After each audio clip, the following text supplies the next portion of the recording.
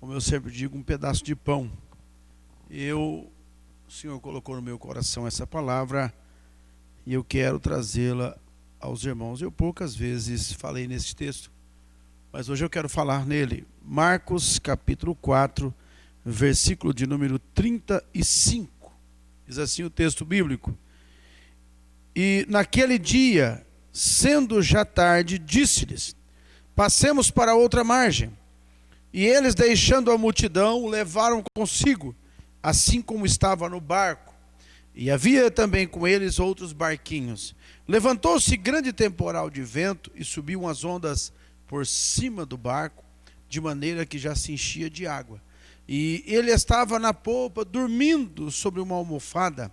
Despertaram-no, dizendo: Mestre, não te importa que pereçamos? E ele respondendo, ele despertando, repreendeu o vento e disse ao mar: Cala-te, aquieta-te. E o vento se aquietou, e houve grande bonança. No versículo 40, ele vai dizer o seguinte: disse-lhes: Por que sois tão tímidos? Ainda não tendes fé? Sentiram um grande temor e diziam uns aos outros: Mas quem é esse, que até o vento e o mar lhe obedecem? Meus irmãos, esse texto bíblico muito falado nesse momento de crise, então nem se fala. Parece que é o texto predileto para se falar nesses dias. E eu também vou falar sobre ele ainda hoje e agora. Queridos, o Senhor Jesus vai empreender uma viagem, uma travessia. Ele vai atravessar um lago de 24 quilômetros, era 24 por 12. Então ele ia atravessar ali, não sei se nos 24 ou se nos 12, mas ia atravessar para o outro lado, de forma que ele tinha um compromisso, uma missão do outro lado. Percebam que a impressão que nos dá é que o Senhor Jesus chamou os discípulos e disse para eles: vamos fazer a viagem. Nós vamos passar para outra margem. Vamos fazer a viagem. A impressão que nós temos aqui é que essa viagem será tranquila. Ninguém planeja uma viagem esperando uma tempestade, esperando ou desejando, em tal momento teremos uma tempestade. Eles procuram e querem que essa tempestade que essa viagem seja uma viagem tranquila. Inclusive, ainda mais pensando que o Senhor do universo está conosco. O Senhor Jesus está conosco. Ocorre que nós, ao longo desta passagem, nós vamos perceber que a viagem não foi tranquila, foi turbulenta. Então eu quero falar nessa noite o que fazer quando as ondas se levantam. Percebemos que Jesus faz ao convite, eu vou afirmar a convocação, porque Jesus disse aos discípulos: Passemos para outra margem. E eles entraram no barco assim como estavam, foram para o outro lado, começaram a navegar. E na leitura dos evangelhos sinóticos, Mateus e Lucas, você vai descobrir que ao começar a navegação, ao começar a caminhar pelas águas, ao começar a navegar, Jesus vai dormir. Percebam que Jesus, no versículo que eu acabei de ler, o versículo de número 38, diz que ele estava na popa, dormindo sobre uma almofada. Sabe o que isso quer nos dizer? Ele estava dormindo tranquilamente, sossegadamente, acomodadamente, bem acomodado. Ele estava dormindo, ele estava literalmente descansando. Jesus estava ali, mas estava descansando. E eles começam então a sua viagem com Jesus dormindo. Está tudo bem, Jesus está dormindo e eles estão indo. O caminho é conhecido, a navegação por ali era lugar de pesca. Vamos embora. Mas de repente veio um grande temporal.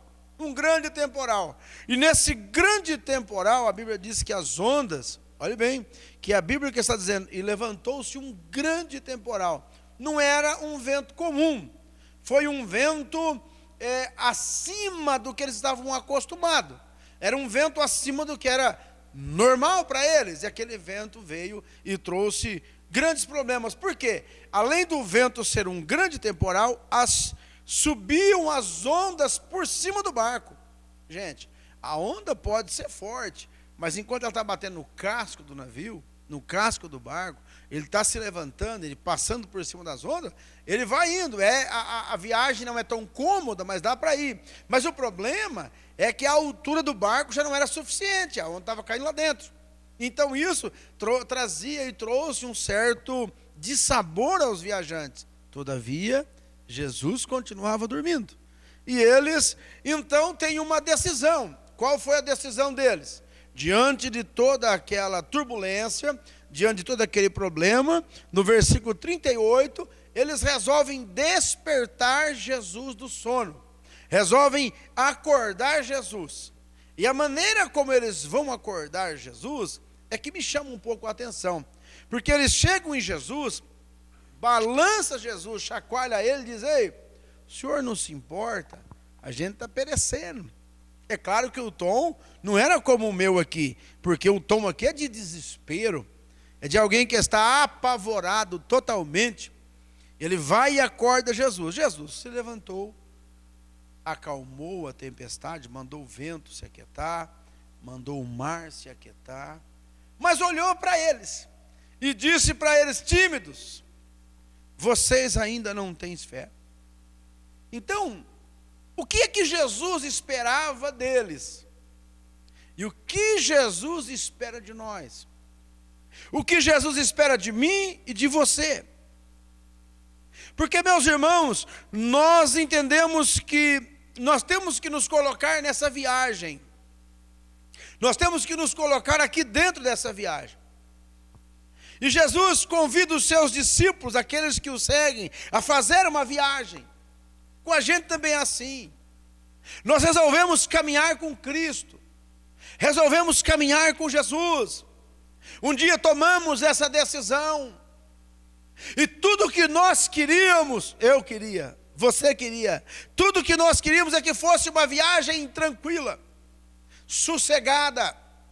Uma viagem como se fosse um cruzeiro de festas e mais festas. Cultos alegres, festivos, manifestações gloriosas do Espírito Santo, tais quais aquelas que estamos acostumados a ver.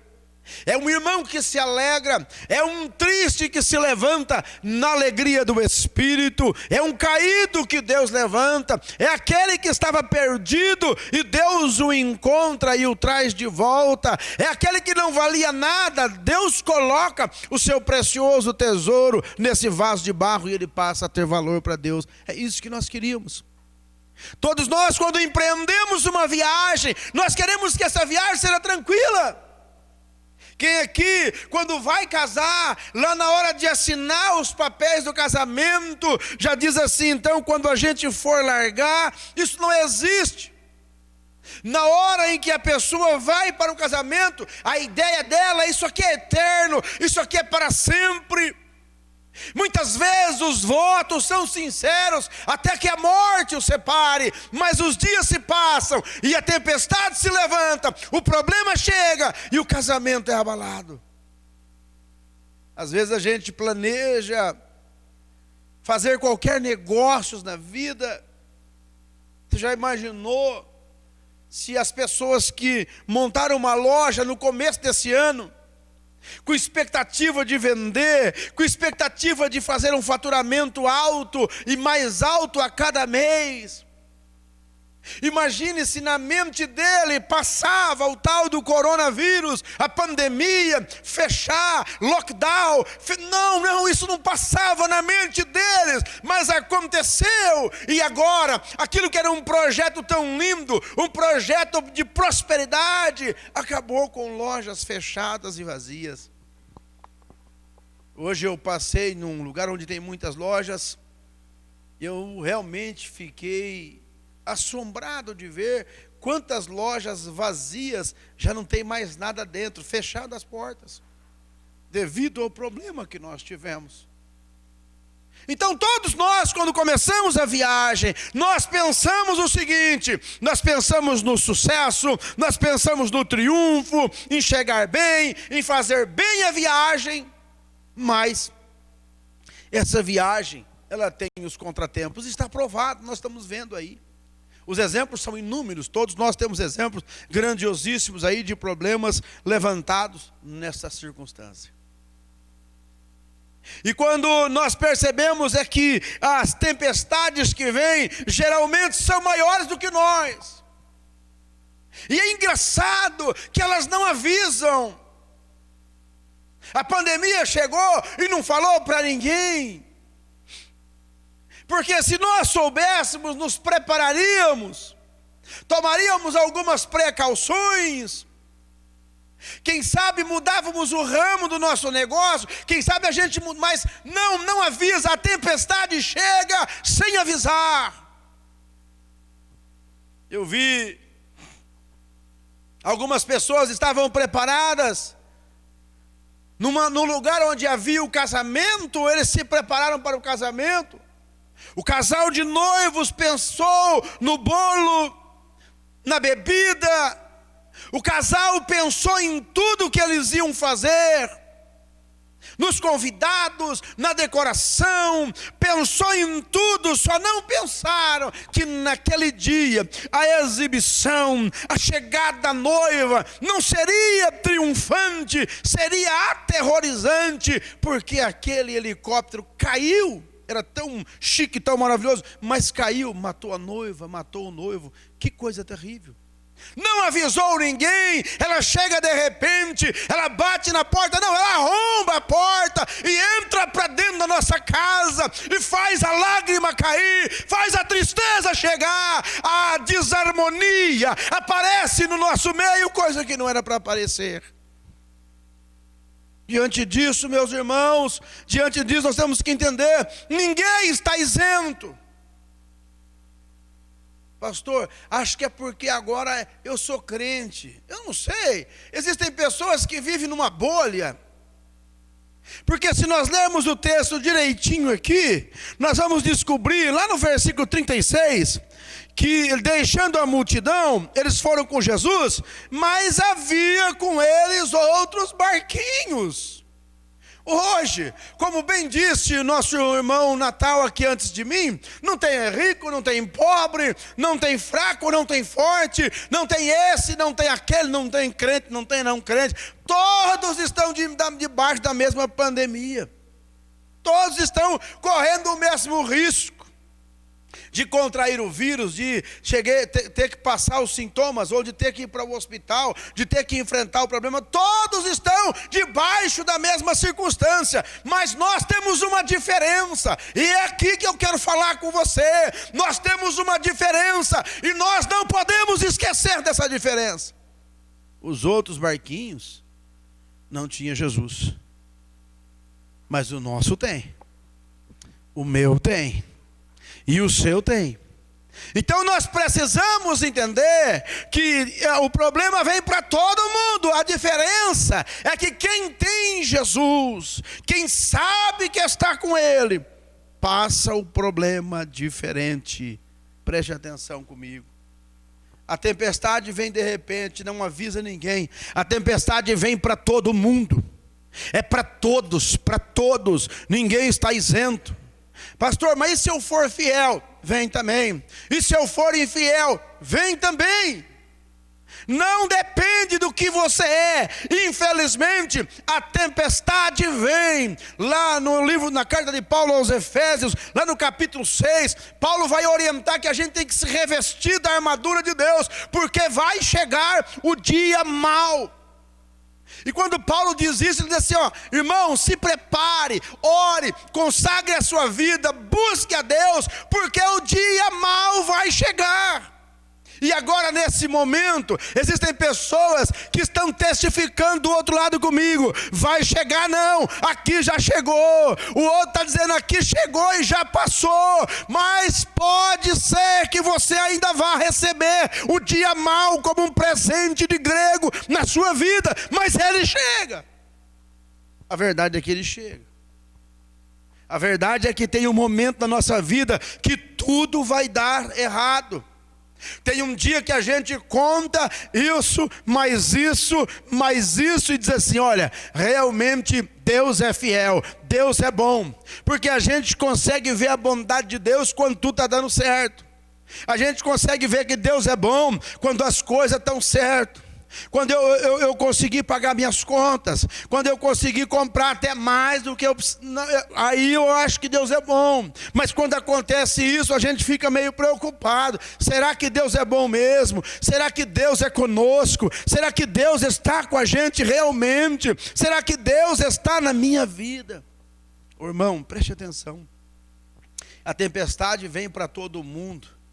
E quando ela vem, a diferença vai estar aqui, ó. Se você sabe que Jesus está no barco, é um comportamento. Se você não sabe, é outro comportamento. E a verdade é que existem pessoas que a Bíblia diz que há justos que procedem como ímpio, e ímpio que procede como justo. Só vou parafrasear o versículo, que é uma grande verdade. Existem pessoas que estão passando uma grande tribulação, problemas, mas ela diz assim, não tem problema.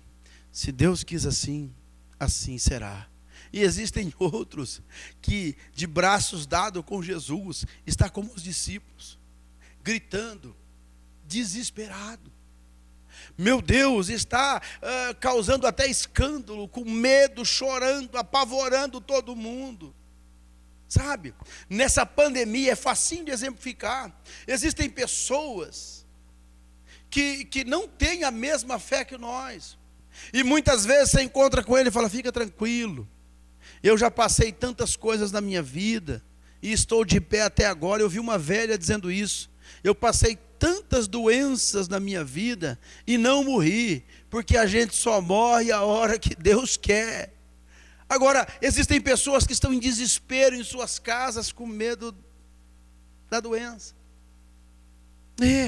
Mas Deus cobrou dos discípulos, e o que eu quero que você entenda aqui. Perceba comigo que Jesus estava dormindo no barco. Eu não sei se é só comigo, mas eu acho que acontece com você também. Ainda ontem eu conversava com uma família e dava o seguinte exemplo. Tem hora que eu entendo que eu estou do lado direito do carro, no banco do acompanhante, no banco do carona, e tem alguém no volante, porque o carro está andando, mas eu não vejo quem está no volante. E de vez em quando o carro parece que está desgovernado, está correndo a toda, mas eu não vejo quem é que está no volante. Sabe o que é isso? É Jesus. É exatamente a cena que nós estamos vendo aqui. Eles estão no barco, desesperados, as ondas estão vindo, mas Jesus está dormindo. Será que você não tem essa sensação de vez em quando? Onde é que Jesus está aqui? É que você não olha à sua volta, as coisas que acontecem e pergunta, onde está Deus aqui? Mas Jesus estava ali. Os discípulos podiam ver. Eles sabiam que ele estava ali. Mas chegou na hora do desespero, eles foram a Cristo e disseram, será que o Senhor se importa com a gente? Será? Será que realmente o Senhor se importa conosco? Porque nós estamos aqui, estamos perecendo e o Senhor dormindo. Ei, eu confesso que não é o que eu penso. Mas nós estamos fechados há quanto tempo? Se você passar pela avenida da cidade, e não é só dessa, passa pela avenida, está cheio de gente. Existem pessoas que estão aglomeradas em qualquer lugar por aí, fumando, bebendo, curtindo à sua maneira a vida. E nós estamos fechados. E nós não temos problema com isso, porque se há uma virtude em nós, é obediência. Essa precisa ter, senão nem filho de Deus é. Então nós estamos aqui obedecendo, mas enquanto outros não estão. E alguém pode pensar, aonde é que Deus está nessa história aí? Acha que o Covas, acha que o prefeito, o presidente, acha que da OMS, acha que alguém é maior do que Deus? Acha que Deus perdeu o controle? Acha que Deus não sabe o que está fazendo? Ele sabe. Deus está trabalhando. Eu vou dizer para você, aquieta o teu coração, porque Deus sabe o que está fazendo. Ele não perdeu o controle. Quando Ele quiser, Ele dá basta, tudo cessa e a igreja segue o fluxo normal dela. Nós precisamos crer nisso. Precisamos começar a entender que Jesus, quando foi acordado aqui, Ele levantou, aquietou os problemas que estavam em volta e repreendeu os discípulos e disse: por que vocês são tão tímidos? Me faz entender que Ele queria uma outra atitude daqueles discípulos. Já viram milagres? Já foram tocados pela palavra de Deus? Já viram Deus agir? E porventura, eu estou falando com você aí na sua casa, você não viu Deus agir? Você já não viu Deus fazer maravilhas? Não viu? É incrível, mas tem hora que eu penso que Deus era mais Deus lá. Sabe? Que quando Ele fez na minha vida, Ele fez na sua vida, parece que Ele era mais Deus. Ah não, talvez você esteja pensando que você merecia mais, né? Porque Deus já não fez. Irmão, irmã, qual era a sua situação antes de poder ouvir a mensagem que eu estou falando para você? Nem povo a Bíblia diz que você era, e agora você é povo de Deus. Jesus certa vez estava numa casa, e chegando ali estava tudo cheio de gente em volta dele, e chegaram uns homens com um homem aleijado numa cama, não dava para entrar. Então eles olharam e falaram: vamos passar pelo telhado. Subiram pelo telhado, arrancaram a cobertura, desceram pelo telhado, aquele homem na frente de Jesus. Jesus olhou para o homem e disse: o que é? Olha para mim aqui. O homem olhou para ele e disse assim: perdoados são os teus pecados. Quando ele diz perdoados são os teus pecados, os homens falaram assim: mas quem é esse que perdoa pecado? Jesus falou assim: o que é mais fácil dizer, perdoa pecado ou levanta e anda? Para vocês entenderem que o Filho do Homem tem poder tanto para curar como para perdoar pecado, em nome de Jesus, levanta o paralítico, pega a tua cama, vai para casa, anda, vai embora. Só que o mais sério de tudo foi o perdão, que aqueles homens que estavam em volta disseram: mas quem é esse? Só Deus pode. E eu vou perguntar: Jesus já não perdoou você? Você já não foi perdoado? Ou será que Ele era mais Deus lá do que agora? Ele é o mesmo. Porque no mesmo milagre que eu estou contando, Ele perdoou o paralítico e mandou ele levantar e andar. Aleluia. Ele não está limitado, nunca foi, e Ele nunca entra de quarentena, tá bom? Confie em Deus, que o nosso Deus está conosco. Pois bem, esse Jesus que já fez na minha vida, já fez na sua vida, Ele cobra uma atitude. Qual seria a atitude correta? A atitude correta é a do salmista, que exemplifica lá no Salmo 23, versículo 3, 2 e 3, quando diz assim: ainda que eu andasse pelo vale da sombra da morte, eu não temeria mal algum, porque o Senhor está comigo. A sua vara e o seu cajado me consola. Aleluia. A posição dos discípulos aqui era para entender: o mar está revolto, as ondas estão enchendo o barco, mas não vai encher o barco. O mar está se levantando, mas maior do que o mar está conosco aqui.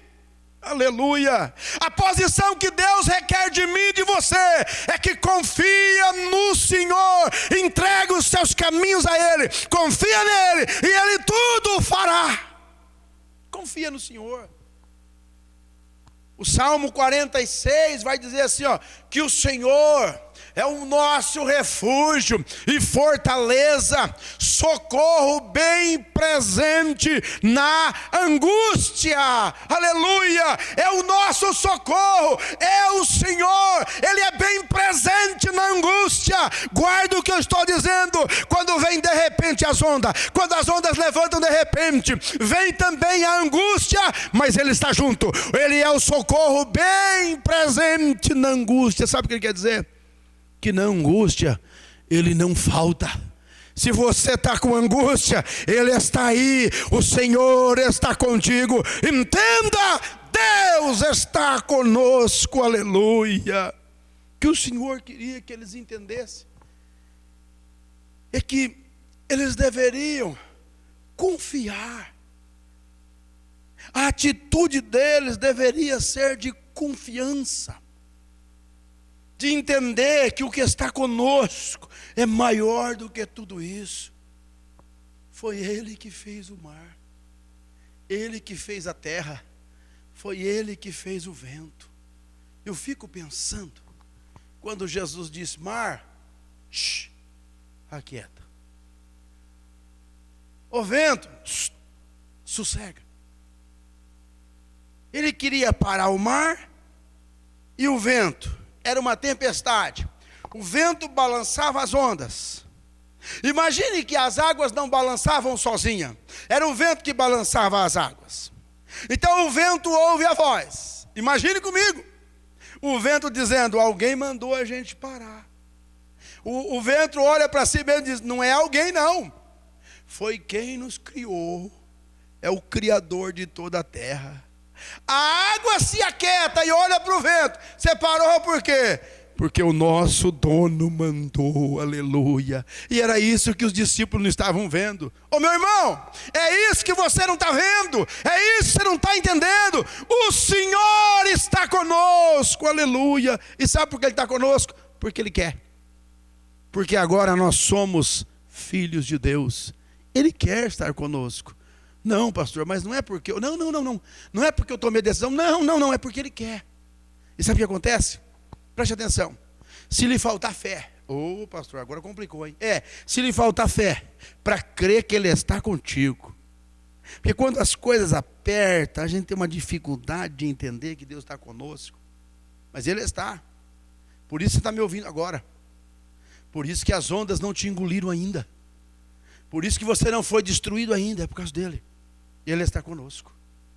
Então, se te faltar fé, se lhe faltar fé, você não entender, incomoda o mestre. Jesus. 1 Pedro capítulo 5, versículo 7, fala o seguinte, lança sobre ele toda a vossa ansiedade, porque ele tem cuidado de vós. Sabe o que é isso aqui? Lançar é regurgitar, é jogar. Você vai para ele e abra o coração, e na mesma medida abra a boca, fale, desabafe, jogue no Senhor toda a sua ansiedade. Sabe por quê? Porque Ele tem cuidado de você. Ele cuida. Sabe o que é esse Ele tem cuidado? Ele tem aquele apreço e aquele zelo para proteger e guardar a sua vida. É isso que nós precisamos entender. Crente não se desabafa no Facebook. Crente não se desabafa no WhatsApp. Crente não desabafa na esquina, na rodinha dos amigos, na rodinha dos irmãos. Crente desabafa é na oração, lançando sobre ele toda a vossa ansiedade, aleluia. Quando você chega com a sua ansiedade, o psicólogo Jesus Cristo, aleluia, faz você deitar no divã dele e começa a falar com você, você falar com ele. Ele vai: eu te conheço, eu sei quem você é, eu sei de todo o seu problema, eu sei da sua dificuldade, eu sei, mas eu cuido de você, aleluia. E você sentirá o cuidado de Deus na sua vida. E sabe o que acontece? Quando você vai a Ele e clama a Ele, agora vai ser mais problema ainda, porque eu disse que se te faltar fé, vai incomodar o mestre, vai gritar com o mestre, vai falar com o mestre, porque agora eu vou dizer mais ainda. Quando você vai clamar a Ele, mesmo que te falte fé, escuta, mesmo que você não tenha fé, Ele vai se levantar. Ele se levanta. Sabe por quê? Porque Ele tem cuidado de você. Ele te ama. Sabe? É como um filho que grita o socorro do pai esperando que o pai vai, e mesmo que ele não tenha fé para entender, está lá o pai trabalhando e operando para cuidar daquele filho. Assim é Deus, Ele não depende da sua fé. Escuta isso, sabe por quê? Porque um dia Deus te adotou. Você é filho de Deus, você é filha de Deus. Então mesmo que te falte fé, mesmo que te falte fé para enfrentar a onda, fala com Ele. Vai falar com Ele. Pastor, mas vai porque eu estou mandando. Vai porque eu estou falando. Vai falar com Ele. Sabe o que vai acontecer? Mesmo que você não tenha fé, Ele vai te mostrar quem é que está no volante do carro. Talvez você não veja Ele, mas vai ver o carro chegando no acostamento. Vai ver o carro chegando no destino. Vai ver Deus colocando as coisas no lugar. Vai ver Deus fazendo a pandemia cessar. Vai ver Deus fazendo as coisas voltarem para o seu devido lugar. Porque o nosso Deus pegou essa terra aqui. A terra era sem forma e vazio, era um caos. Mas através da sua palavra, Ele começou a colocar as coisas em ordem. Porque Ele é Deus e nunca perdeu o controle e o domínio. O que fazer quando as ondas se levantam contra a minha vida? Elas vêm para todo mundo. Elas vêm de repente, sem avisar. O que fazer? Confia no Senhor. Confia nele. Pastor, faltou confiança. Clame a Ele. Mas pastor, se eu não tenho confiança, vou precisar clamar. Clame a Ele. Ainda que te falte fé, não falta bondade, não falta misericórdia, não falta fidelidade no Deus que tem cuidado de ti. Amém? Que Deus te abençoe, te guarde e que a sua confiança seja restabelecida no Deus que prometeu: eis que estou convosco todos os dias, até a consumação do século. Amém, meus irmãos? Vamos orar, agradecendo a Deus e dizendo aos irmãos que sábado às 8 horas estaremos de volta aqui, um culto abençoado, e assim eu quero convidar a todos a participar conosco, adorando a Deus. Oramos ao Senhor. Deus, eu oro a Ti, Senhor, porque muitas vezes eu não sei enfrentar quando as ondas se levantam contra mim. Eu oro a Ti porque muitas vezes, ó Deus, era para mim ter uma atitude de serenidade, de calma, mas o desespero invade o meu coração. Eu oro a Ti, Senhor, para que o Senhor me dê graça, para que eu saiba clamar, eu saiba ir a Teus pés quando essas ondas se levantarem. Sim, Senhor, eu sei que Tu és o Pai amoroso que cuida dos Seus filhos. Guarda os Teus filhos, guarda a Tua igreja, guarda os nossos governantes, e que o Seu nome seja glorificado. Deus e Pai, em nome de Jesus eu oro e Te agradeço. Amém e amém. O grande amor de Deus, a graça de nosso Senhor e Salvador Jesus Cristo, as doces e fiéis consolações do Espírito de Deus, seja com todos, digamos, em nome de Jesus. Amém e amém. Deus abençoe os irmãos em nome de Jesus.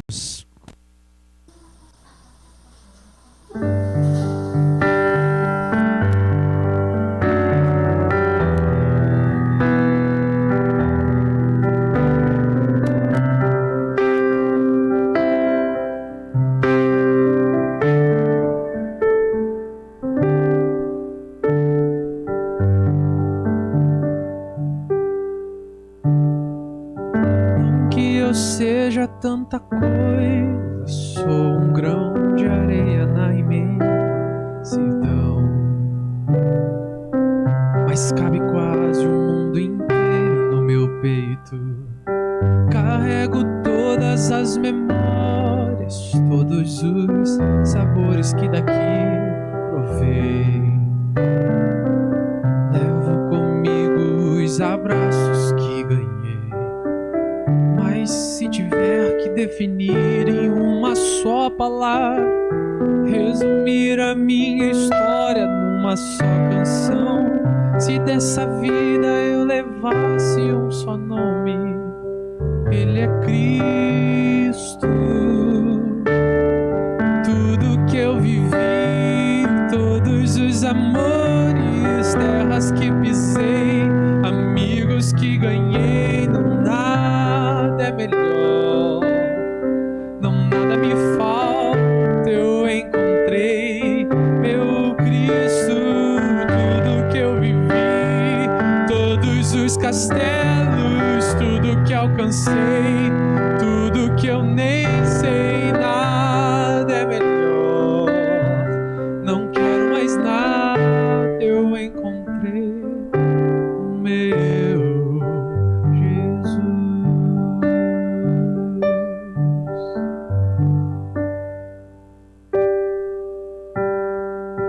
Ele é a paz da minha estrada, doce companhia pro meu coração,